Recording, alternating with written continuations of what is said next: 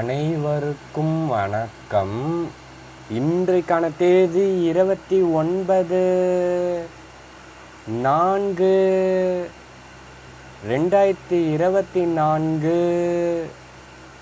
திங்கட்கிழமை.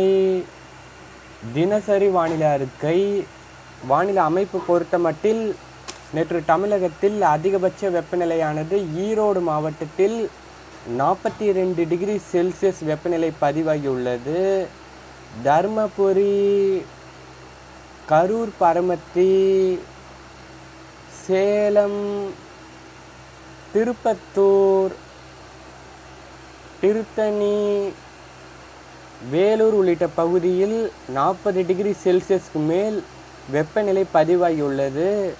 இலங்கையிலிருந்து தெற்கு பகுதியில் நீடித்த காற்று சுழற்சி நீடிக்கிறது. அடுத்த 24 மணி நேரம் நீடிக்க சாதக சூழல் தென்படுகிறது. நாளை குறிப்பாக நீண்ட சுழற்சியாக நீடிக்கும் என எதிர்பார்க்கப்படுகிறது. மாலத்தீவிற்கு மேற்கிலும் சோமாலியா அருகே நீண்ட சுழற்சியாக காற்று சுழற்சி நீடிக்கிறது. வங்கக்கடல் மற்றும் அரபிக்கடலில் உயர் அழுத்தமானது நீடிக்கிறது. மேற்கத்திய இடையூறு பொறுத்தமட்டில் தற்சமயம் ஆப்கானிஸ்தான் நாட்டிற்கு அருகே உள்ள துர்க்மெனிஸ்தான் நாட்டின் கிழக்கு பகுதியில் நீடித்து கொண்டிருக்கிறது. நாளை ஆப்கானிஸ்தான் நாளை 30ஆம் தேதி பொறுத்தமட்டில் ஆப்கானிஸ்தான் பாகிஸ்தான் நாட்டிற்கு நகரக்கூடும். மே 1ஆம் தேதி வாக்கில் இந்திய நிலப்பகுதிக்கு வரக்கூடும். அதே சமயத்தில் இதனுடைய தாக்கம் வட மாநிலங்கள் முதல் தென் மாநிலங்கள் வரை தாக்கம் நீடிக்கிறது. வானிலை எதிர்பார்ப்புகள் பொறுத்தமட்டில் கடந்த 24 மணி நேரத்தில் டெல்டா உள்ளிட்ட தேனி, விருதுநகர், தென்காசி உள்ளிட்ட தென் மாவட்டங்கள் மற்றும் மேற்கு தொடர்ச்சி மாவட்டங்களில் ஆங்காங்கே இடிமலை பதிவாகி இருக்கும். அடுத்த 24 மணி நேரத்திற்கு வானிலை எப்படி இருக்கும் என பொறுத்தமட்டில் தமிழகத்தின் வட உள் மாவட்டம், டெல்டா மாவட்டம், கொங்கு மாவட்டம், தென் மாவட்டம் மற்றும் புதுச்சேரி, காரைக்காலில் பெரும்பாலும் வறண்ட வானிலை தொடரும். ஓரிரு இடங்களில் லேசான மழை பதிவாகும். மேற்கு தொடர்ச்சி மாவட்டமான நீலகிரி, கோயம்புத்தூர், திண்டுக்கல், தேனி, விருதுநகர், தென்காசி, திருநெல்வேலி, கன்னியாகுமரி உள்ளிட்ட மாவட்டங்களில் லேசான மழை பதிவாகும்.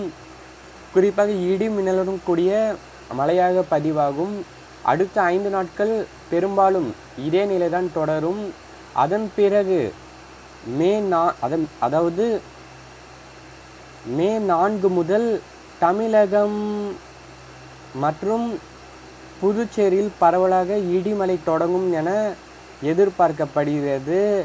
வானிலை என்பது மாறுதல் உட்பட்டது. நேற்று வானிலை அறிக்கையில் மே மாதம் மே 3 முதல் இடிமலை பரவலாகும் என எதிர்பார்க்கப்பட்ட நிலையில் தற்சமயம் இன்றைய ஆய்வின் முடிவின்படி மே மாதம் 4 முதல் இடிமலை பரவலாகும் என எதிர்பார்க்கப்படுகிறது. வெப்பநிலை பொறுத்தமட்டில் திருவள்ளூர், செங்கல்பட்டு, விழுப்புரம், வேலூர், திருப்பத்தூர், ராணிப்பேட்டை, காஞ்சிபுரம், திருவண்ணாமலை, கள்ளக்குறிச்சி மற்றும் டெல்டா பொறுத்தமட்டில் கடலூர், மயிலாடுதுறை, திருவாரூர், தஞ்சாவூர், திருச்சி, பெரம்பலூர், அரியலூர் மற்றும் கொங்கு மாவட்டமான கிருஷ்ணகிரி, தருமபுரி, சேலம், நாமக்கல், கரூர், திண்டுக்கல், திருப்பூர், ஈரோடு மற்றும் கோயம்புத்தூர் மற்றும் மதுரை, சிவகங்கை, புதுக்கோட்டை, ராமநாதபுரம், தூத்துக்குடி, விருதுநகர், தென்காசி, திருநெல்வேலி உள்ளிட்ட மாவட்டங்களில் 38 டிகிரி செல்சியஸ் முதல் 43 டிகிரி செல்சியஸ் வரையிலும், அதாவது 43 டிகிரி செல்சியஸ் வரை வெப்பநிலை பதிவாகும். புதுச்சேரி மற்றும் காரைக்காலில் 33 டிகிரி செல்சியஸ் வெப்பநிலை பதிவாகும். வட மாநிலங்கள், வடகிழக்கு மாநிலங்களில் ஓரிரு இடங்களில் மழை பதிவாகும். வெப்பநிலை எச்சரிக்கை பொறுத்த மட்டில் பீகார், ஜார்க்கண்ட், மேற்கு வங்கம், ஒடிசா, மகாராஷ்டிரா, கோவா, கர்நாடகா, ஆந்திரா, கேரளாவில் வெப்பநிலை அதிகரித்து பதிவாகும். வட மாநிலங்கள் பொறுத்த மட்டில் ஜம்மு காஷ்மீர், லடாக் உள்ளிட்ட மாநிலங்களில் கனமழை வரை பதிவாகும். சவுதியிலும் ஆங்காங்கே மழை பதிவாகும். ஆப்கானிஸ்தான், பாகிஸ்தானிலும் மழை ஆங்காங்கே பதிவாகும். ஈரான் நாட்டின் கிழக்கு பகுதியில் மழைக்கு வாய்ப்புள்ள நிலையில் மேற்கில் வெப்பநிலை கூடுதலாக பதிவாகும். அரபு நாடுகளான சவுதி அரேபியா உள்ளிட்ட குவைத், கத்தார், UAE உள்ளிட்ட ஈராக், ஈரான், ஓமன் உள்ளிட்ட பல்வேறு நாடுகளுக்கு மே மாதம் 1, 2, 3 தேதிகளில் கனமழைக்கு வாய்ப்பு தென்படுகிறது. சவுதியில் கனமழை பதிவாகும் என்பதால் முன்னெச்சரிக்கை பணிகளை தீவிரப்படுத்த வேண்டும். அடுத்தபடியாக வங்கக்கடல் பொறுத்த மட்டில் ரெமல் புயல் உருவாகும். அடுத்தபடியாக அரபிக்கடல் பகுதியில் அஸ்னா புயல் உருவாகும் என எதிர்பார்க்கப்படுகிறது.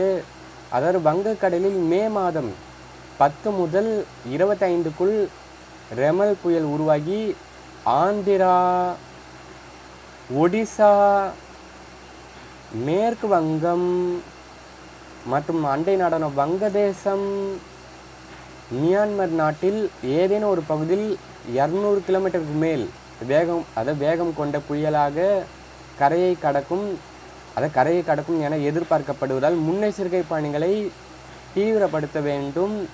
தொடர்ந்து வங்கக்கடலிலும், அதாவது ரெமல் புயலுக்கு பிறகு வங்கக்கடலில் அடுத்த நிகழ்வு உருவாக சாதக சூழல் தென்படுகிறது. குறிப்பாக ஜூன் 1 முதல் 10க்குள் நிகழ்வு உருவாகலாம். அரபிக்கடலில் மே 20 முதல் ஜூன் 10க்குள் உருவாகும் நிகழ்வு புயலாக வலுவடையும் சமயத்தில் அதற்கு அஸ்னா புயல் என்று பெயர் வைக்கப்படும். ரெமல் புயல் உருவாகி கரை கடந்த பிறகு வங்கக்கடலில் நிகழ்வு உருவாகுமா அல்லது அரபிக்கடலில் நிகழ்வு உருவாகுமா என தொடர்ந்து கண்காணிக்கப்படுகிறது. ஒருவேளை அரபிக்கடல் நிகழ்வு உருவாகாமல் ரெமல் புயலுக்கு பிறகு வங்கக்கடலில் நிகழ்வு உருவாகி அது புயலாக தீவிரமடையும் பட்சத்தில் அதற்கு அஸ்னா என்று பெயர் வைக்கப்படும். வானிலை என்பது மாறுதலுக்கு உட்பட்டது என்பதால் தினசரி அறிக்கையை கேட்க வேண்டும். விவசாயிகள் பொறுத்த மட்டில் வானிலை என்பது மாறுதலுக்கு உட்பட்டது என்பதால் தினசரி வானிலை அறிக்கை கேட்டு திட்டமிட்டு விவசாய பணிகளை செய்ய வேண்டும். தெரியாத விவசாய நண்பர்களுக்கு நம்முடைய வெதர் சயின்ஸ் யூடியூப் சேனலை அறிமுகம் செய்ய வேண்டும். இதுவரைக்கும் நம்முடைய வெதர் சயின்ஸ் யூடியூப் சேனலை, அதாவது இதுவரைக்கும் நம்முடைய வெதர் சயின்ஸ் யூடியூப் சேனலை சப்ஸ்கிரைப் செய்யவில்லை என்றால் சப்ஸ்கிரைப் செய்து வைத்து கொள்ளுங்கள். அப்போதுதான் நான் பதிவு செய்யும் ஒவ்வொரு வானிலை அறிக்கையும் உங்களுக்கு உடனுக்குடன் வந்து சேரும். என்றும் விவசாயிகளுடன் வட தமிழக வெதர்மேன். நன்றி, வணக்கம்.